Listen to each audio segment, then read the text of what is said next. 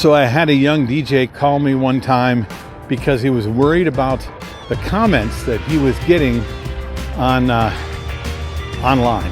Okay, his Facebook pages or the reviews he was getting on some of the wedding websites, and some of the comments were kind of nasty. Wasn't sure what to do about them. I mean, what do you do when you get bad comments about you online? Hi, it's Bill. This is Creative License. I hope that this has been a good thing for y'all. I've been doing this for a while, and I appreciate you guys being a part of it.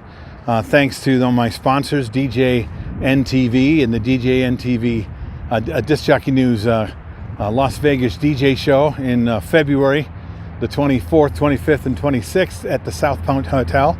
You want to know more about it, you can go to the link below. Okay, and if you would like a special code to get yourself a special price, just reach out to me personally. Also, promo only and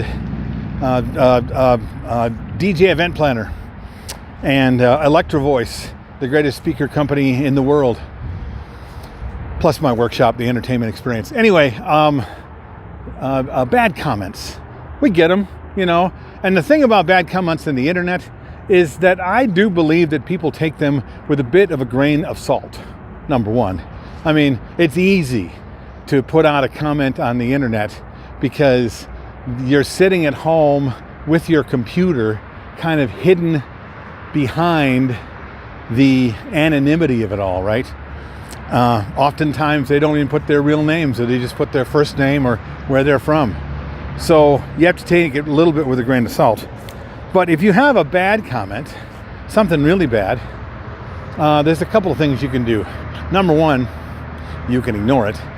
There are so many things that happen on the internet and so many things that roll through the internet on a regular basis that, you know, nothing can be 1,000% awesome, right?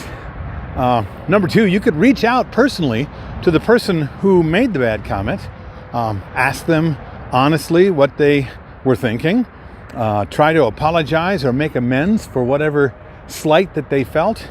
Number three, you could get online and you could fight them. You could tell them off, and you could talk about how awful they are and make more bad comments. Which one do you think is best for your business? I mean, really. Number one, best for your business really is to just let it go.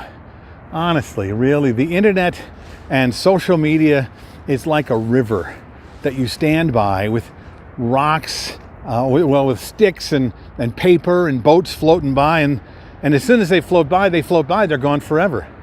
And the next thing is the next thing you see, and the next thing is the next thing you see. That's why when you advertise online, especially on social media, you need to keep throwing things into the river so your thing floats by, and then your thing floats by, and your thing floats by. Anything that anybody says about you in the first place isn't personal anyway, so it's a little easier to let it go. Anything that anybody has a problem with you normally has more to do with them than with you. So I guess I would wait to find out if it actually has an impact on you and what you do. Because if it's just that your feelings are hurt, grow a thicker skin. I mean, really, how did the bullies do their damage when we were in high school and junior high? It wasn't the nasty comments and mean things they said. It was us fighting back, looking foolish, trying to justify that they were wrong and we were right? And the bullies that had the least amount of power were the ones that we ignored. So, you really can kind of choose to do how you wish. One will have one impact and another will have another.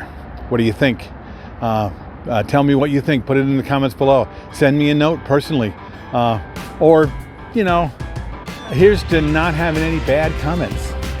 I wish I could say that's never going to happen, but everybody deals with them. I hope you have a great week. And until next time, I'm Bill. This is Creative License.